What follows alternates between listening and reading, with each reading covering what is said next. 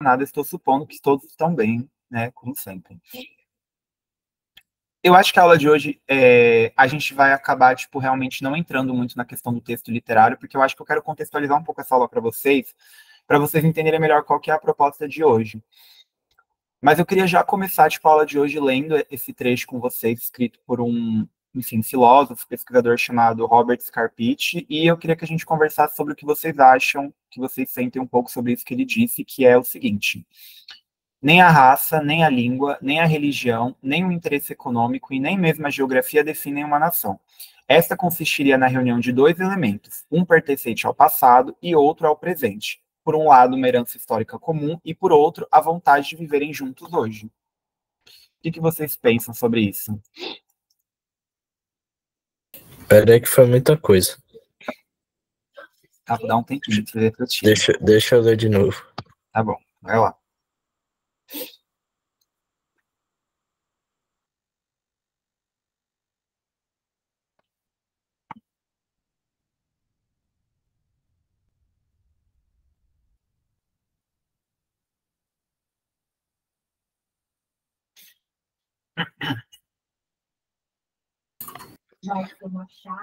Olha, pelo que eu entendo, é que ele trouxe todos esses aspectos, né, de que, tipo, uma nação não pode ser definida apenas por raça, língua, religião, nem por interesse econômico.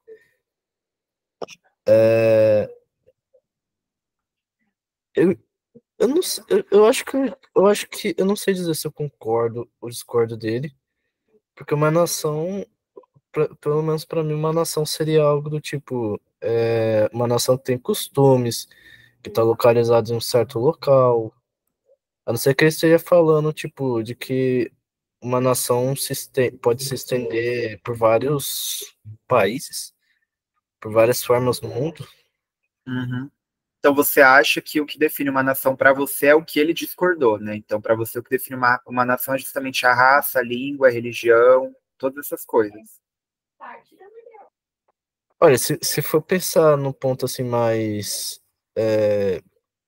tipo vamos supor, eu tô no Oriente Médio e eu tô vendo a nação japonesa. Por que eu sei que é japonês? Por causa dos costumes, por causa das crenças que eles têm, por causa da aparência deles, por causa do quão desenvolvida a sociedade deles é. Então, se ele falou em outro sentido de que nação não se define apenas isso, então eu não sei dizer. Tudo bem. E assim, gente, é completamente válido que vocês discordem, tá? Tipo, não tô pedindo pra vocês concordarem com ele, não. Mas eu queria ouvir de mais pessoas. O que vocês. Na verdade, eu queria pedir dois favores, né? Primeiramente, eu queria primeiro ouvir de vocês, né? Eu não queria ouvir só do Pedro o que ele acha. E eu também queria que outras duas pessoas fossem agora no Google e pesquisassem, por gentileza, se vocês conseguirem o significado, primeiro, da palavra nação, e segundo, o significado da palavra pátria. Mas, enquanto isso, eu também queria ouvir das outras pessoas o que elas acham para vocês. O que é uma nação? O que vocês acham que define uma nação? O que vocês acham que ele quis dizer com isso? Queria ouvir de vocês mesmo o que vocês acham.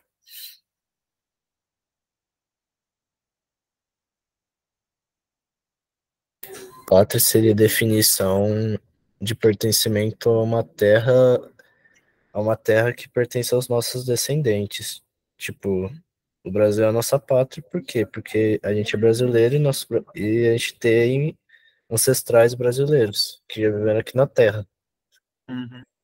Então aí você já está dizendo um pouco essa questão que ele complementa embaixo, né? Então, a reunião de dois elementos, né? Uma herança histórica comum, que aí é o fato, né? Tipo, nós somos brasileiros porque tiveram pessoas antes de nós que foram brasileiras também, né? Sim. E aí, gente? Quero ouvir de vocês. Falem por voz, por chat, falem alguma coisa. Você falou para pesquisar qual outra nação? O significado da palavra nação mesmo. Nação seria. Ó, pesquisando aqui, eu encontrei que nação pode ser dita como um conjunto de pessoas que habitam em um território específico e são ligadas por costumes, cultura, a língua, né? A língua nativa. Uhum.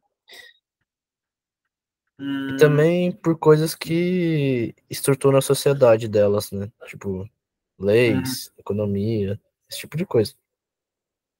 Tá, então a gente ainda continua na primeira afirmação da frase. Então, nem a raça, língua, religião, interesse econômico e nem mesmo a geografia definem uma nação. O que define uma nação? A reunião de dois elementos, né? Um pertencente ao passado e outro ao presente. Qual que é o passado? Uma herança histórica comum e, por outro, a vontade de viverem juntos hoje. Mas que vontade seria essa? Por que, que as pessoas ainda têm vontade de continuar vivendo juntas hoje? Por talvez terem um tipo de afinidade. Tipo, eu gostaria de ver com uma. Por exemplo, como assim você fala em querer viver junto, em que sentido? Não sei, é realmente eu acho que a pergunta é abrangente nesse sentido mesmo. Por que, que a gente ainda continua vivendo junto? Se for no, se for no sentido tipo de país mesmo, de nação, relacionamentos. Ou também porque a gente Mas vamos tem pensar em afinidade. relacionamento assim, vamos pensar bem mais para fora, tipo assim.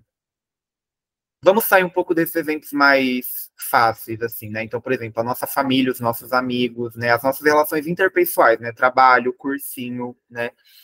Por que que, por exemplo, tipo, sei lá, por que que paulistas e cariocas, por mais que se odeiem, eles ainda continuam juntos e se considerando brasileiros? Qual é a vontade deles de viverem juntos? Porque eles compartilham, sei lá, por exemplo, da mesma língua, Sim, a gente compartilha da mesma língua, mas o os sotaque mesmos não é o costumes. mesmo. Tipo, Sim, a gente tem costumes parecidos, mas o dialeto é um pouco diferente, né? O sotaque, o significado das palavras. Você comentou a questão dos costumes. Nem tudo que fazem aqui, por exemplo, é igual o que fazem aí, né? Peraí, deixa eu ver o que a Bianca colocou no chat. Eu acho que hoje, para viver, precisamos das outras pessoas. Não, sim, de fato, o ser humano é um animal coletivo, né? Tipo, a gente não serve para viver sozinho. Mas por que que a gente se uniu e falou, nós somos uma nação? Sabe? Eu acho que é meio que nessa linha de raciocínio que eu queria que a gente pensasse. caramba, é uma pergunta. A gente não pode levar por essa parte dos costumes, então. Não, eu acho que a ideia é a gente refletir sobre, sabe? Então, tipo assim, de fato, eu não estou dizendo que vocês estão errados. O costume o- nós temos um costume, mas dentro do costume existem costumes. Então, por exemplo, se a gente pegar, por exemplo, o paulista e o carioca de novo, de fato, tipo, qual que é costumes que nos unem? Vai, nós fazemos parte da região sudeste do Brasil, nós moramos mais perto do litoral, questões geográficas, a Mata Atlântica é tão presente quanto no Rio de Janeiro quanto em São Paulo. Que Uhum. mais? São dois países extremamente desenvolvidos. São Paulo acaba País, país, países. desculpa, estados. Tá. O Pedro só tá fazendo um pouquinho. Eu ia falar, é porque tá muito barulho no seu microfone, mas obrigado. Mas, tipo assim, de fato, tipo, São Paulo é muito mais desenvolvido que o Rio, né? Porque São Paulo foi criado para ser uma cidade desenvolvida, de certa maneira. Mas o Rio também é uma cidade completamente desenvolvida, em certas maneiras. Então a gente ainda tem esses costumes parecidos, mas, por exemplo, novamente, o sotaque muda. Aqui você pode falar uma coisa que absolutamente ninguém vai entender, tipo, o que é isso? Então, assim, eu acho que eu vou fazer o seguinte: a gente vai continuar seguindo aqui, depois a gente volta um pouco nessa pergunta, porque a ideia da aula de hoje é justamente seguir nesse ponto. Mas Eu pode tenho um falar. palpite. Eu tenho um palpite. Manda aí. Sobrevivência. Ok, mas então vamos pensar o seguinte: sobrevivência. Né? A gente se une para sobreviver de fato. Mas eu não queria que a gente pensasse tanto nesse aspecto natural do ser humano, de que são quais? O ser humano não nasceu para viver sozinho e o ser humano, né, a gente precisa de proteção para sobreviver. Isso é inerente a qualquer animal que existe. O animal tem um instinto de sobrevivência. Mas eu queria que a gente pensasse mais nessa questão cultural mesmo, sabe? Da gente se unir de fato. Porque se fosse assim, por exemplo, o Rio Grande do Sul poderia se unir com a Argentina e eles iam conseguir proteção dos dois mesmos jeitos. Mas não se unem. Por quê? Porque são muito diferentes. Mas ainda assim poderiam se unir, porque por mais que eles sejam diferentes, eles estão com o mesmo propósito, que é o de sobreviver. Entendeu? Entendi. Então, tipo, eu vou seguir um pouquinho aqui, depois a gente volta, porque acho que essa é a questão norteadora da aula de hoje. Hoje vai ser uma contextualização mais histórica mesmo e filosófica, porque eu acho que vocês ainda não chegaram com a Cecília em Iluminismo, acho que falta bastante tempo ainda. Eu não sei se vocês já estão vendo isso com o Pedro, mas talvez já estejam vendo com o Matheus, porque ele falou de revoltas com vocês hoje, eu acho que tem tudo a ver para a gente pensar o iluminismo. Quando a gente fala de iluminismo, a gente está falando de um pensamento. Na verdade, é que o iluminismo também é tanta coisa que é difícil a gente falar o que ele é, mas a gente pode pensar que ele é um movimento filosófico, assim, né? Uma filosofia que vai se desdobrar na ciência, em diversas outras coisas, tá? Então, quando a gente está falando de iluminismo, a gente está falando de um momento da história em que o ser humano ele começa a colocar a razão muito mais acima de qualquer coisa, principalmente da fé.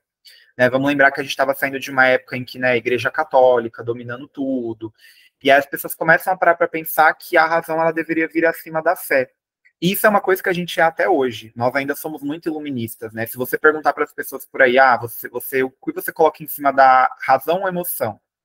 Né? Mas não só por conta disso, porque realmente a gente vive numa sociedade muito racionalista, né? A gente definitivamente está longe a gente está longe de não ser iluminista, nós ainda somos muito iluministas, porque isso é uma coisa que ainda a gente tem na sociedade. E aí ele vem justamente dessa ideia dos filósofos da época, eles acharem que eles estavam iluminando a mente das pessoas, né? Então essa ideia do século das trevas, e aí vem o iluminismo com o século das luzes, sabe? E eles eram assim contra diversas coisas que estavam acontecendo na época. Por quê? Vamos lembrar que na época, por mais que a Igreja Católica também estava muito forte, a gente tinha muito absolutismo ainda, né? Que eu acho que vocês já viram isso com o Pedro, mas é essa ideia de que o rei ele manda no Estado. Então o rei ele é literalmente o que manda na porra toda. Tipo, ele é o fodão, assim, ele manda em tudo. E eles eram um pouco contra essa ideia. Um pouco não, né? Eles eram completamente contra essa ideia do absolutismo, porque você queria que o poder ele fosse fragmentado, né? Inclusive, nessa foto a gente tem o Montesquieu, que ele é esse carinha aqui da direita, que ele vai defender uma ideia de você dividir os três poderes, né? Legislativo, executivo e judiciário. Gente, isso existe até hoje no nosso modelo de democracia. Né? Então você diminui um pouco o poder da igreja, né? Um estado um estado laico, né? E você ser contra o mercantilismo, né? Que é isso? Acho que isso vocês também já viram, né? Eu tô só perguntando se vocês viram, mas eu não sei se vocês viram de fato. Vocês viram, tipo, toda essa questão iluminista, de mercantilismo e tudo mais? Mercantilismo, acho que isso. Mas o iluminismo já. Sim, já vimos. Ah, então beleza. Então, o mercantilismo é um pouco essa ideia de que, tipo assim, se eu sou um rei, eu preciso acumular poder, né? E o poder, ele vem de diversas maneiras, né? Ele vem do dinheiro, é claro, né? Tipo, vamos lembrar que o mercantilismo, ele tinha muito essa ideia de que você tinha que acumular metais preciosos, né? Então, assim, como você vai acumular esses minerais? De diversas maneiras. Desde explorar colônias, até você praticar, por exemplo, pirataria. Literalmente no sentido de você ser pirata, você saquear navios, você roubar as riquezas deles. A Inglaterra, por exemplo, tipo, era uma puta potência mercantilista. Eles acumularam muitos metais, tanto que tem essa piada de que a Inglaterra fez a Revolução Industrial com o nosso ouro, né? Porque tem uma coisa de que Portugal tinha uma dívida com a Inglaterra, né? E eles literalmente pagaram a dívida deles com o ouro que tinha aqui no Brasil, né? Isso, e o pior é que isso é verdade. Então, tipo assim, você tem muita essa ideia de você ter muita riqueza. O rei, né? Quando a gente fala o Estado nessa época, a gente está falando do rei, porque o rei era o Estado, era ele que controlava tudo, era ele que mandava em tudo. E o rei, nessa época, ele controlava muito a iniciativa privada, né? Ou seja, se a gente pegar, por exemplo, lá na Inglaterra, que a gente tinha a Companhia Britânica das Índias Orientais, isso é uma empresa, né? Tipo, basicamente é uma empresa, né, de comércio da Inglaterra, da Ásia, que comerciava tempero, ópio, enfim. E era uma companhia que por 250 anos, tipo, dominou o comércio na Inglaterra. E o que acontecia? Outras empresas, entre aspas, né, porque na época você não usava a palavra empresa, mas comércio, enfim, eram impedidas de se desenvolverem. E o que é isso? É um monopólio, porque só uma empresa está mandando e as outras não estão conseguindo espaço no mercado, é porque você está tendo um monopólio. E o iluminismo era um pouco contra isso, porque aí junto do iluminismo você vai vir um pouco essa ideia da economia liberal, né, que é você ter a livre iniciativa né, de você permitir que a iniciativa privada também se desenvolva e você ter essa questão da livre concorrência, isso é uma questão mais econômica mesmo, presente, né, porque a gente ainda vive numa sociedade extremamente liberal, não chega a ser o liberalismo, né, porque hoje a gente é neoliberal, né, que, enfim, muda umas coisinhas outras, mas a essência liberal continua a mesma. Mas eu acho que isso também não é tão, assim, relevante que vocês saibam para a aula de literatura, não, para a vida, com certeza, porque nós ainda temos um pensamento muito liberal. É, isso também vai se desdobrar na filosofia, né? Então, na época vão surgir vários filósofos, né? Você vai ter o Voltaire, nossa, eu não lembro como se pronuncia, mas enfim, vai ter o Rousseau, o Locke, o Diderot, o Montesquieu, que vão promover uma série de pensamentos iluministas. Então, por exemplo, o Diderot ele vai publicar a primeira enciclopédia. E hoje pode ser uma coisa extremamente boba, mas a enciclopédia é literalmente um documento na época em que você tinha o significado de todas as coisas. Era como se fosse o manual da vida. E tem essa ideia de você democratizar um pouco o conteúdo e acessibilizar para as pessoas, que era ainda o conhecimento que era muito restrito aos reis e à monarquia. O Kant, por exemplo, que não está na foto, mas o Immanuel Kant, que é um filósofo, ele vai dizer que o iluminismo é a saída do ser humano do estado de não emancipação que ele mesmo se colocou. E que estado é esse? É o estado da gente não usar a razão. Né? Então, às vezes, o ser humano tentava explicar as coisas através da metafísica, da fé, da religião, e ele queria que o ser humano saísse dessa ideia. E como a gente explica as coisas? Com a razão, com a ciência. Né? Então, ele até fala numa frase, né? Ouse saber. Então, que você procure conhecimento sempre. E aí você vem muito dessa ideia de que o poder ele tem que ser uma democracia, né? Vai vir a Revolução Francesa, que vai ser literalmente tipo assim, um marco na sociedade ocidental de modelo de liberdade, de democracia, de economia, né? Liberdade, fraternidade, igualdade. Enfim, eu acho que é um pouco isso. Até aqui, tudo bem para vocês? Deu para pegar tudo que eu falei?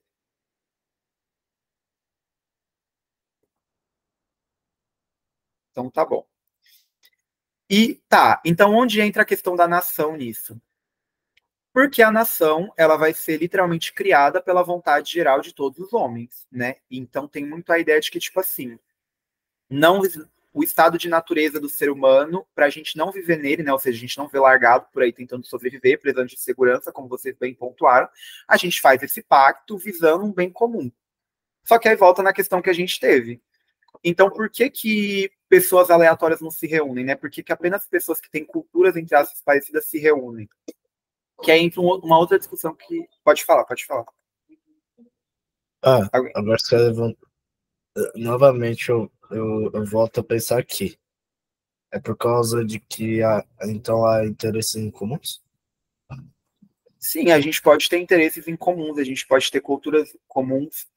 Mas aí, antes da gente responder essa questão, porque eu prometo que a gente vai. Eu não prometo que a gente vai respondê-la, mas eu prometo que a gente vai conversar sobre. Então, eu queria perguntar para vocês o seguinte: como uma nação ela é construída? Né? Então, como você começa o processo de você construir uma nação?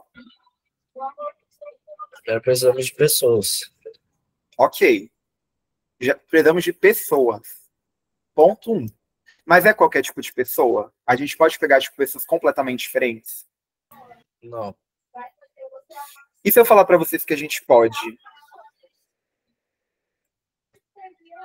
É, na verdade, você tá certo. Eu acho que você pode sim, só que daí depende da maneira como vocês vão atuar dentro da nação. Tipo, não sei, Tá, explica então aí, assim, explica aí. então vamos pensar. Tá, então a gente pega pessoas diferentes. Então, como a gente une essas pessoas? Através de um núcleo em comum, E como eu crio esse núcleo em comum?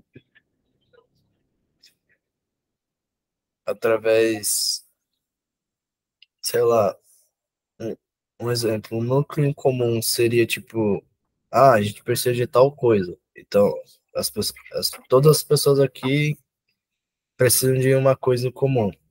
Vamos todo mundo se unir para conseguir alcançar essa coisa em comum.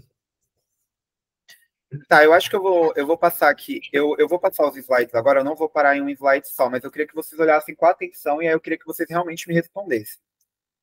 Então vamos lá.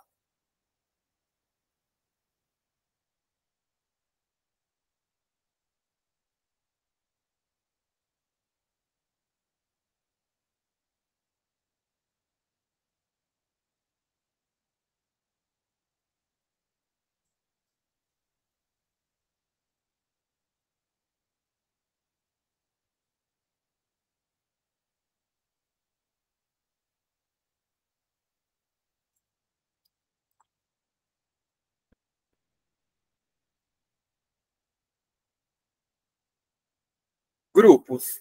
Ok. Que mais? Vamos... Desenvolve um pouco essa ideia aí. Ó, isso daí é a história que a gente criou, certo? De cada grupo, né? Uhum. Através de uma crença em comum, através das nossas histórias. Eu acho que é isso. Eu só trocaria a palavra crença por mito. Mas, Através gente, de mitos. é. E aí eu já queria abrir um parênteses enorme, gente. Desde a aula 3, foi a aula 3. Cara, desde a aula 3, vocês estão experimentando na prática como é a ideia de uma nação, sabe? As divisões de grupo, as imagens que eu pedi para vocês escolherem, as histórias que eu pedi para vocês criarem, as músicas que eu pedi para vocês escolherem, gente, tudo isso faz parte da construção de uma nação, sabe?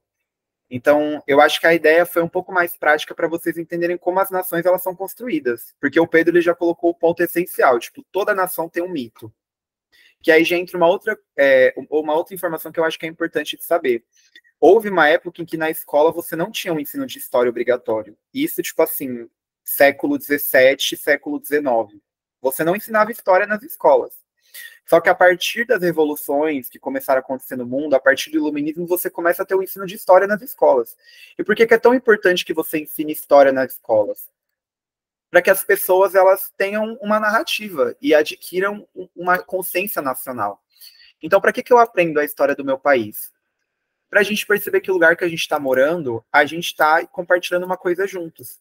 Então, que história é essa que vocês criaram, que eu pedi para vocês se dividirem em grupo, vocês criaram uma história. É uma história que vocês construíram juntos, com vocês mesmos, e vocês aceitaram que é uma história de vocês. Então, vocês colocaram algo que era de vocês, sabe? E aí, vamos voltar lá no primeiro slide. Nem raça, nem a língua, nem religião, nem interesse econômico, nem mesmo a geografia definem uma nação. Esta consistiria na reunião de dois elementos, uma pertencente ao passado e outra ao presente. Por outro, uma herança histórica comum. Que herança é essa? Tudo que vocês compartilharam entre vocês durante as divisões de grupo, as discussões que vocês tiveram, os exercícios que vocês resolveram juntos, todas essas coisas que eu pedia para vocês escolherem e mandarem para mim, vocês mandaram. E a vontade de viverem juntos hoje, que isso a gente vai dissecar um pouquinho daqui a pouco. E aí eu vou continuar dizendo para vocês o que ele continua dizendo na frase, porque eu não coloquei a frase toda. Ele fala que a nação, portanto, é uma grande solidariedade constituída pelo sentimento dos sacrifícios que fazemos e que ainda estamos dispostos a fazer. E que sacrifício é esse que as pessoas fazem para essa nação continuar existindo? Cara, basicamente tudo, sabe? Então vamos pensar na prática com vocês. Eu tenho certeza que, por exemplo, na aula que eu pedi para vocês resolverem exercício juntos, eu tenho certeza que não é todo mundo que estava com a mesma alternativa na cabeça. Mas ainda assim, vocês decidiram e chegaram num consenso e trouxeram para a gente qual alternativa vocês acharam. Ou seja, alguém já teve que fazer um sacrifício aí, porque a sua vontade não foi prevalecida. Se um queria A e o outro queria E, e a maioria quis A, então a pessoa que tinha E, tipo, meio que se lascou, né? Porque a vontade dela não foi prevalecida. Eu duvido que todo mundo, quando eu pedi para vocês escolherem uma música e me mandarem, todo mundo escolheu quis a mesma música. Quando vocês estavam conversando, discutindo entre vocês, se todo mundo pensando no mesmo argumento, sabe? Então, eu acho que é isso.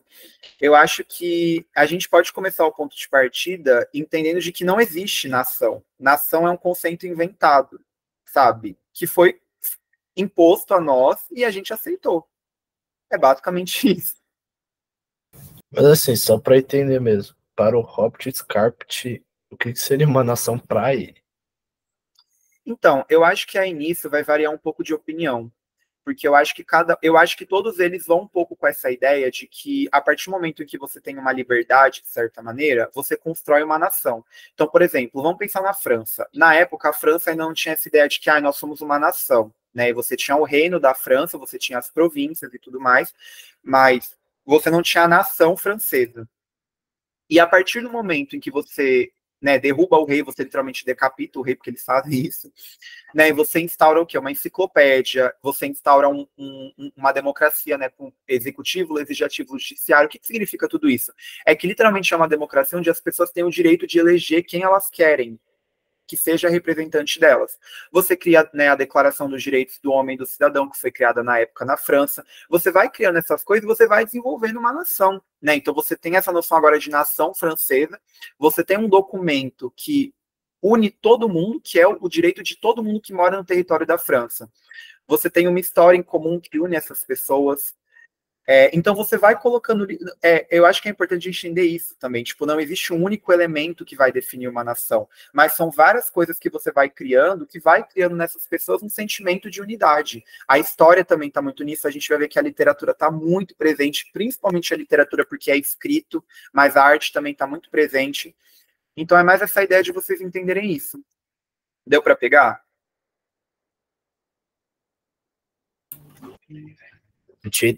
Eu entendi que para ele, eu não tô falando, e para pro todo e para todos os outros seria uma nação, seriam criações, sacrifícios Isso. Eu não vou. e liberdades.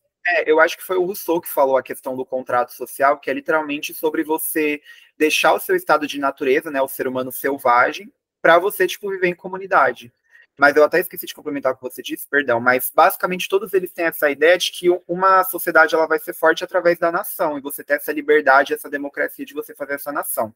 Que a gente vai ver, tipo, um pouco isso daqui a pouco.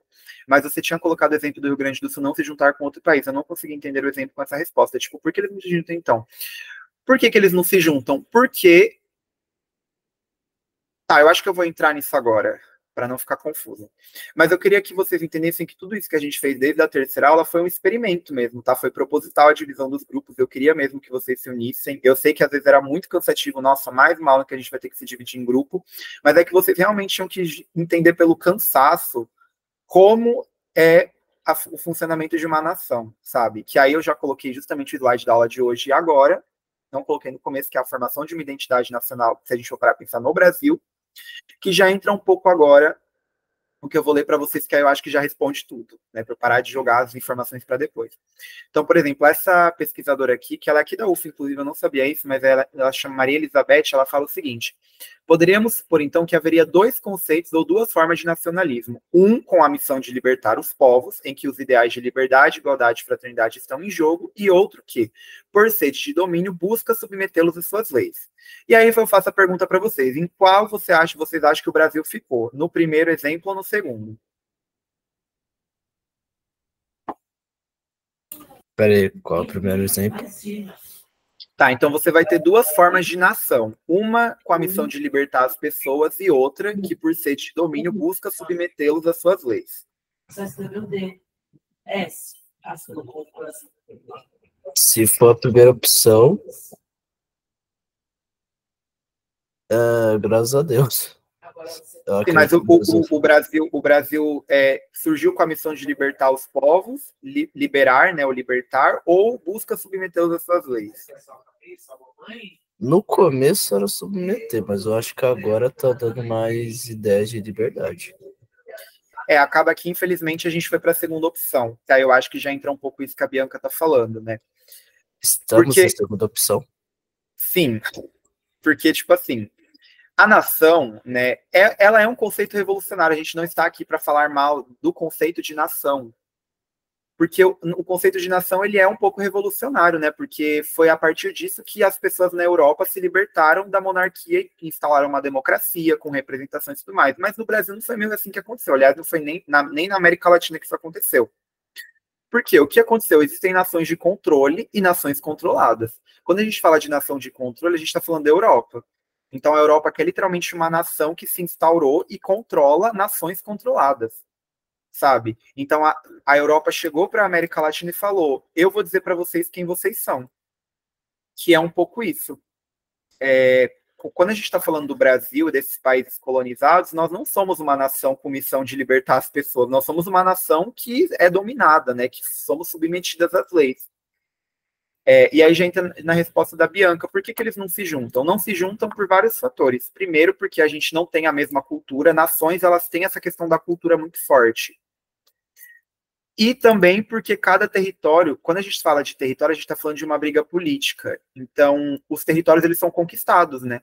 Então, o território, por exemplo, da Argentina não foi conquistado pelo Brasil, foi conquistado por outras pessoas, né? A gente pode colocar a Espanha e tudo mais, e o território brasileiro não foi conquistado pela Espanha, foi conquistado pelo Brasil, né? Então, chegou Portugal aqui, instaurou a cultura deles lá, e chegou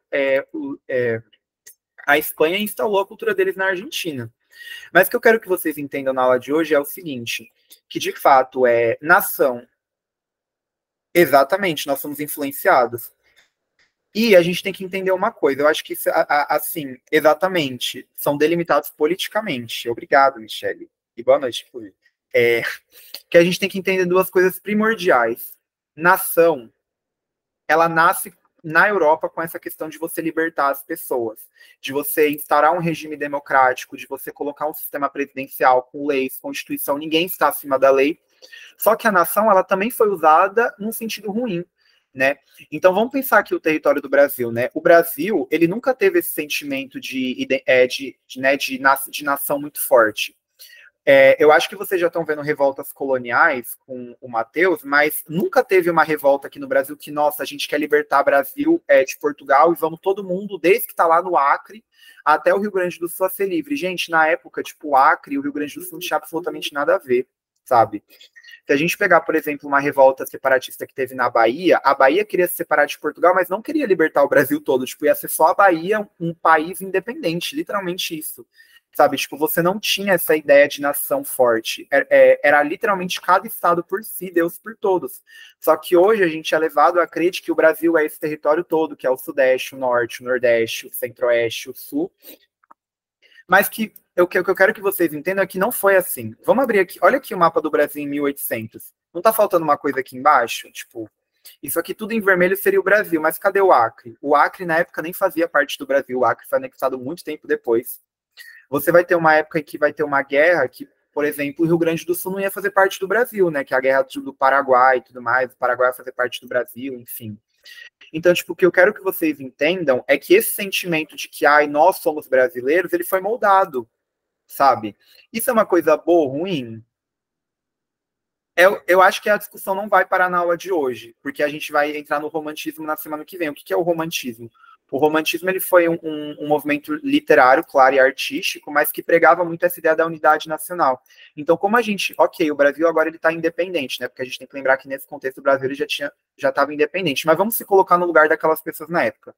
Nós somos independentes, o que a gente vai fazer agora? Né? A gente tem que criar esse sentimento de que o Brasil ele é uma pátria, né? Então, esse território gigantesco, porque o Brasil é um dos maiores territórios da América Latina, a gente tem que fazer as pessoas acreditarem que todo esse território, por mais diferente que seja, porque as pessoas que estão no Acre são completamente diferentes das pessoas que estão em Belém do Pará, em Pernambuco, São Paulo, Rio, sei lá, Mato Grosso e Santa Catarina, sabe? Tipo, a gente tem que fazer as pessoas acreditarem que por mais diferentes que elas sejam, elas ainda têm alguma coisa que as une. Então, por isso que vem um pouco essa ideia da nação ela ser uma coisa inventada, sabe? E lembra quando eu falei para vocês que o Brasil ele foi colonizado... eu parei de compartilhar, né? Perdão. Lembra quando eu falei para vocês que o Brasil ele foi colonizado por imagens? Vamos pegar esse quadro aqui, né? O Independência ou Morte, que ele foi pintado pelo Pedro Américo. Opa! Esse. Tá. Eu consigo colocar aqui. Olha o centro dessa imagem, o que ela representa. Deixa eu pegar aqui o lápis. É uma pintura que literalmente representa um coração. Então, é uma pintura que você está mostrando a independência do Brasil e que a mensagem dela é você colocar esse coração no meio. E esse coração significa o quê, Isaac? Significa que a partir da independência nós somos uma pátria independente e que tudo que surgiu, né, todo o território brasileiro agora ele é unido, sabe? Se eu não me engano, teve até um movimento... Exatamente, você tem movimentos separatistas até hoje. Tem gente que não aceita que é brasileiro e, tipo, quer que o Sul seja um país / um estado à parte. Sabe? Então, tipo assim, e eu também não quero que vocês saiam da aula de hoje achando que nação é uma coisa ruim. Não existem conceitos ruins. Existe o conceito. Como ele é usado é já outra história. A gente pega a Europa, por exemplo, todos os países europeus, França, Inglaterra, Alemanha, são nações que se deram muito bem.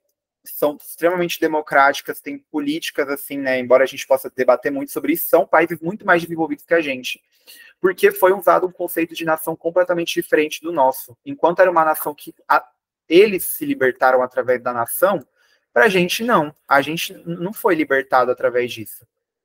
Até porque, detalhe, né? O Brasil ficou independente e a gente não teve um sistema presidencial, né? A gente tinha o executivo, o legislativo e o judiciário, mas o rei, que era Dom Pedro I, né? Que eu acho isso foda. Eu acho incrível isso na história do Brasil, né? A gente tem a independência, mas quem proclama a independência é literalmente o rei, né? Do Brasil. Então, tipo assim, ai, meu Deus, esses são momentos assim da história que me fazem pensar às vezes. E a gente continuou tendo um rei governando o Brasil, que mandava em tudo, né? Esse sistema de executivo, legislativo e judiciário era só uma farsa, porque o rei ainda continuava mandando em tudo. Mas você ainda tem essa ideia de que você precisa fazer essa separação, unir essas pessoas. E a gente vai ver um pouco nas próximas aulas como funciona isso. Eu acho que foi muita informação agora, mas foi, gente. Vocês conseguiram pegar um pouco a ideia de hoje? Ah, deu. Se desse para resumir, ia ser tipo assim, a aula de hoje. Não existe nação, não existe país. País é uma coisa inventada. Novamente, eu venho aqui falar que, levando em consideração isso que o Rob Scott te falou, eu discordo um pouquinho dele nessa questão de nações. Mas eu gostei da aula. Gostei de ver a perspectiva dele. Também foi novamente o que eu falei. Tipo, eu acho que é tudo completamente válido. Completamente não. É importante que vocês discordem, assim, que vocês concordem, discordem, que vocês, assim, apenas reflitam, sabe? E a gente vai começar um processo muito complexo agora na partir das aulas de hoje, que a gente vai questionar a nossa identidade. Porque questionar a identidade não é fácil. Ainda mais quando, ao longo de 500 anos de história, chegaram pra gente e falaram, olha, Brasil é isso, é futebol, é samba, é feijoada, e é isso e aquilo. E não é só isso que define a gente, sabe? O que define o Brasil, né? O que define o brasileiro? O que é o Brasil, sabe? Então, tipo assim, que nas próximas aulas a gente vai fazer um pouco isso, a gente vai entender, é claro, como a nossa nação ela foi constituída, né? Porque a nossa nação é um grande mito, assim como todas as nações. Mas que a gente também aprenda, tipo, a questionar também essas coisas. Porque isso é apenas imposto e a gente aceita, tipo, sem pensar, sabe? Então, aí você não gosta de futebol e samba, você não é brasileiro de verdade, sabe? E a gente perceber essas interculturalidades, sabe? A gente não é uma coisa só. E já pedi desculpa para vocês, porque eu sei que tinha hora que realmente enchi o saco para vocês eu fazer divisão de grupos toda semana, mas eu acho que foi um mal necessário para vocês entenderem. E eu prometo para vocês que a gente vai ficar um bom tempo agora, caso vocês não queiram, de fazer divisão de grupo nas aulas, porque eu acho que talvez eu tenha vencido vocês pelo cansaço. Deixa eu só ler os comentários para fechar. Já definiram o Brasil como futebol. Acho que faz o Brasil ser o Brasil são os povos de cultura completamente diferentes juntas numa só terra. Exatamente. Né? Tipo, talvez a nossa identidade seja justamente na diferença, né? Que é talvez um paradoxo. Tipo, o que nos define nós sermos diferentes? Mas é isso. Eu acho que talvez foi uma dinâmica interessante para vocês entenderem um pouco mais na prática como funciona essa questão da nação. Tudo bem, gente? Tranquilo? Eu deixei um material à parte também para vocês lerem, tá? Que eu já postei no Drive. Vou mandar para vocês o link. E eu vou deixar uns 3 minutinhos para vocês, né, descansarem para a aula da Mi. Mas então queria agradecer. Na semana que vem a gente termina um pouco isso e a gente volta. E é isso, realmente. Se vocês não tiverem nenhuma dúvida, então encerro minha fala por aqui agora. Tranquilo? E aí vocês podem mandar mensagem no grupo dos alunos agora. Gente, fiquem tranquilos. A partir das próximas aulas nós não vamos mais ter divisões de grupo. Quer dizer, se vocês quiserem continuar por mim, a gente faz. Mas eu acho que a ideia um pouco nessas primeiras aulas era vencer vocês pelo cansaço. Tipo, eba, nós vamos nos dividir em grupo hoje, e aí todo mundo sai da chamada. Por mim continua os grupos de Mar Morto e dos outros também. Mas posso falar, esses grupos mandaram muito bem, viu? Olha, vocês realmente, ó, serviram. Se um dia precisar aplicar dinâmica em grupo, pode ser esses mesmos. Mas será que talvez um primeiro passo que a gente possa pensar para desconstruir essa identidade... Gente, eu já terminei a aula, tá? Tipo, eu tô só assim, conversando agora. Então acho que vai parar de gravar.